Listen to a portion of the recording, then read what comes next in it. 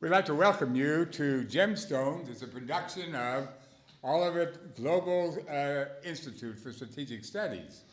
We are searching for some of the top speakers in various areas of life. Today we're very privileged to have a man from Germany, and he's going to be speaking to us about business, and his name is Timo Puczynski. Timo? Thank you very much.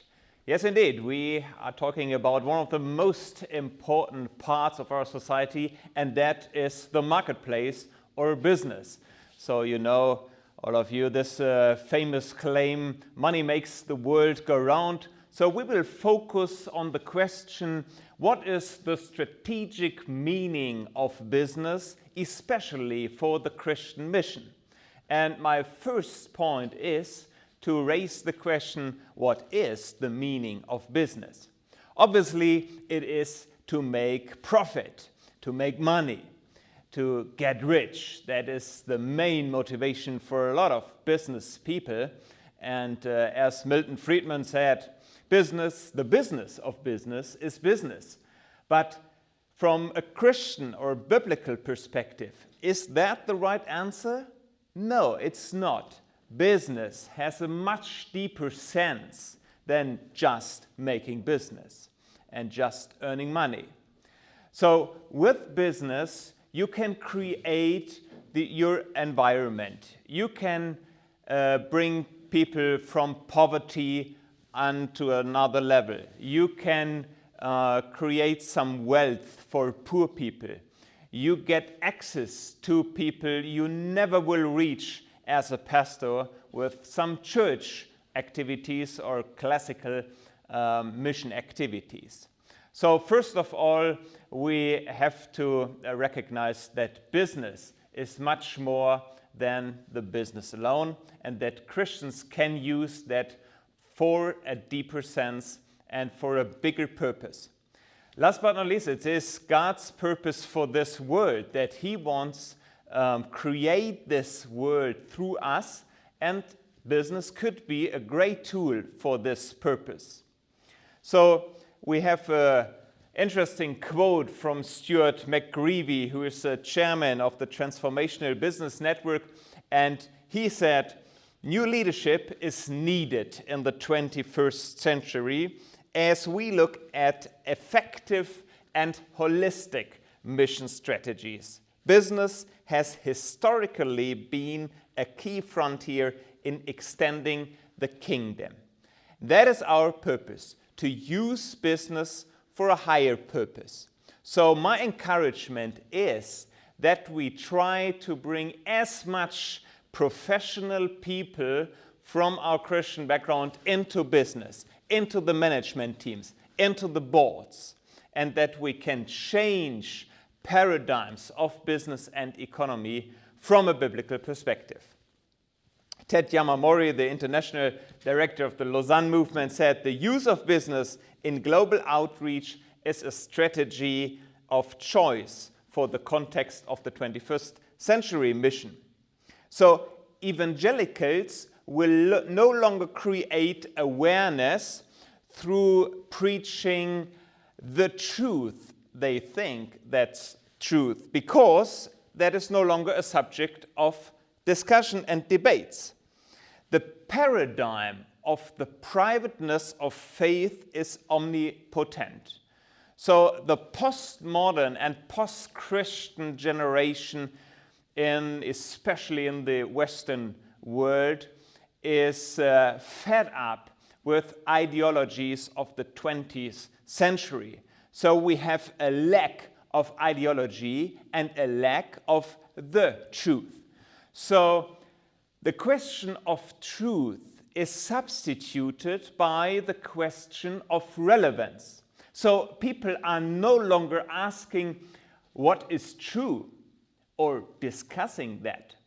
They are asking, is that relevant to me? And does that do something with my life? And business is a way to express the beauty of God, to express creativity, to express the competencies and talents God gave into our life. So we as Christians can do much more with business to express the identity of God in our day-by-day life. And it is a great chance to get access to people 24 hours a day, from Monday to Friday, and not just at Sunday in a church context. So I don't want to say that we don't need much more pastors. Of course we need, but far more is needed to have and to equip and encourage people to go into business in the leadership roles. And we have to tackle the question, are we as Christians front-runner in dealing with the current fundamental changes in our economy? We are coming from a modern industrial economy and are going toward a postmodern sharing economy. And that is a great paradigm shift. So people of the younger generation don't need to own everything. So we have an increasing number of sharing platforms, like the car sharing, clothing sharing. You can share houses, you can have couch surfing, etc., etc. And with the development of digitalization, we have this increasing examples of a sharing economy. And that sounds very similar to the community sharing, which is already explained in Acts 2. So we as Christians have to say something to that. And we could express this new paradigm shift and could contribute something to a new paradigm of running a business and creating the economy. And not only the individual ethic counts, it is also the company's ethic which matters. So people are asking, hey, what is going on with your supply chain? How are you treating your co-workers and suppliers? Where do you get your products and material and resources? What is with the salaries of your co-workers and employees? So they want to dig deep into the concrete business. So it's not enough to say, I'm a dedicated Christian believer and I go regular to church and join the Sunday service. That's by far not enough. It matters how you are living your faith in the business, in the concrete setting of your business. As Christians, when we're talking about business and mission, we have, of course, to avoid any kind of prosperity gospel. That is the false promise that through the Christian faith, we have automatically the promise to get rich, get wealthy. I don't want to say that the consequence of doing business in the right way could lead to a more successful business, that you have more sustainable relationships because you are treating your suppliers and co-workers and maybe competitors in a fair way. But there is no consequence at all. And just a word to the model of tent making. We often have this model that people go into another country doing some business and call that tent making from Paul. But the question is, do you as a client want to buy a tent from somebody who has this business just as a cover? I don't want to say fake, but there is a kind of hidden agenda behind. The better way is, we as business people, also as Christian business people, are professionally, highly dedicated, thinking 24 hours about our business to create the best products we can, to contribute with the best service we can, to serve the community and serve individual people. So that we see business as a way to express the talents and competences God gave us and treat our clients fairly. So business as mission is a very relevant strategy for the 21st century. In many countries all over the world where the name of Christ is least often heard or understood, Christians are better welcomed as business people and not as missionaries. So business is about relationship in the context of everyday life and provides numerous ways to bless people, bless the community, bless the nations.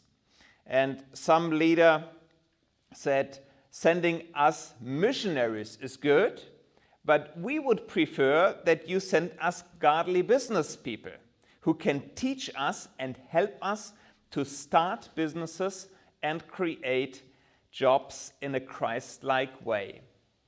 So that is the encouragement for today, to think about the talents God gave you and maybe to use it for the business world, for the marketplace, to step into this sometimes dark world, but that's what Jesus did.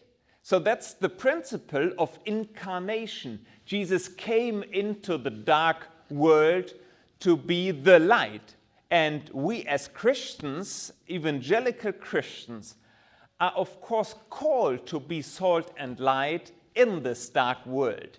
So our call is to stand our men or women in a business context and to be salt and light right where we are.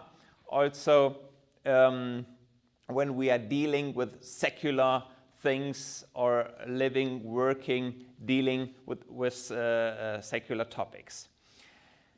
Last but not least, there is a great verse in 1 Peter 2, which is live good lives among pagans. So that is the call also for today, that we live good lives, that we are doing good in a hostile environment and a pagan environment, and that we use our business as a mission. That is a profitable business, it's a real business, it's a sustainable business, like we know that from the corporate social responsibility or the definition of sustainability. It must fit to the economy, it must fit to the environment and the society, but it is also with a kingdom of God purpose. And I encourage you to step into this kind of transforming your environment through business for the greater glory of God. Thank you very much.